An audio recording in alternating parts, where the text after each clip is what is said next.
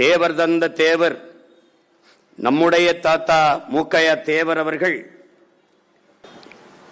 நம்முடைய தாத்தா முத்துராமலிங்க தேவர் அவர்கள் சிறைப்பட்டு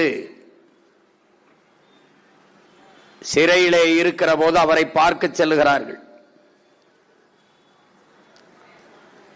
இப்போது போல அல்ல, அப்போது சிறையின் மேல் தளத்திலே தாத்தாவை சந்திக்க அனுமதிக்கிறார்கள். நீண்ட நேரம் காத்திருந்து பல மணி நேரங்கள் கழித்து தாத்தா அவர்களை சந்திக்கிறார்கள்.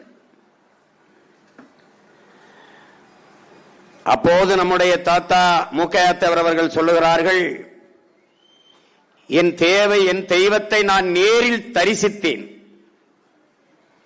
கண்டவுடன் சாஷ்டாங்கமாக அப்படியே அவர் காலில் விழுந்து நான் வணங்கினேன்.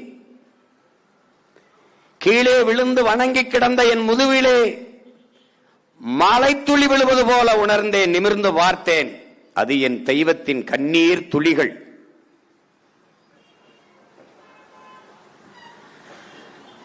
வெள்ளைக்காரனுடைய அடக்குமுறை, அவனுடைய பீரங்கி, அவனுடைய துப்பாக்கி குண்டுகள் எதற்கு மஞ்சாத ஒரு வீர திருமகன்,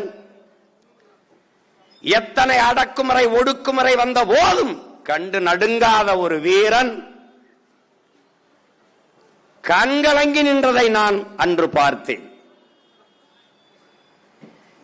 கலங்கி நிமிர்ந்து பார்த்த என்னை, எழுந்திரு மூக்கையா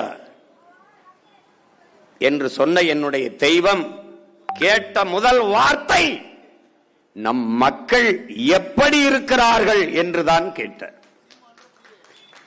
அன்றுதான் இந்த எளியவன் இந்த அடியவன் அறிந்தேன், என் தெய்வத்தின் இதயம் முழுக்க நிறைந்திருப்பது தெய்வம் அல்ல, என் மக்கள் என்று நான் உணர்ந்தேன். அதனால்தான் அவர் தெய்வ திருமகன். தெய்வத்தின் இதயத்தில் தெய்வம் இருக்க முடியாது, தெய்வத்தின் இதயத்தில் மக்கள் தான் இருக்க முடியும். அப்படி தன் இதயம் முழுக்கத்தான் நேசித்த மக்களை வைத்திருந்த மகான் நம்முடைய தாத்தா தெய்வ திருமகன். அதனால்தான் அவர் தெய்வ திருமகன்.